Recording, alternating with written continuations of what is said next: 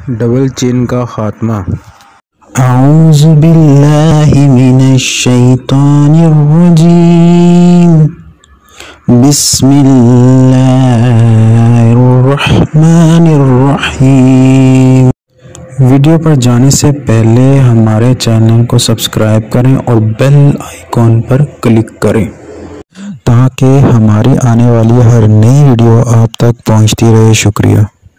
अस्सलामु अलैकुम वरहमतुल्लाहि वबरकातुहू।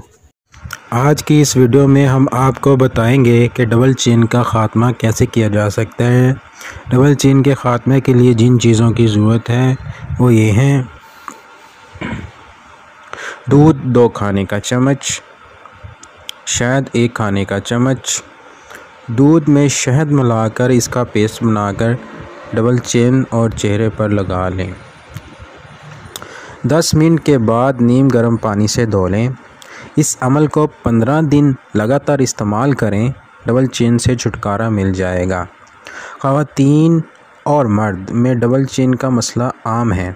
हमारे उठने बैठने के तरीके हमारे जिस्म पर असरअंदाज होते हैं। अखबार या किताब पढ़ते हुए थोड़ी हमेशा सीधी रखें। गर्दन ज़्यादा देर तक झुका मत रहने दें। सर को ज़्यादा नीचे या पीछे की तरफ झुकने से गर्दन की खाल लटकने लगती है। हमारी वीडियो को लाइक करें, कमेंट्स करें और शेयर करें और हमारा चैनल सब्सक्राइब करना ना भूलिए। शुक्रिया।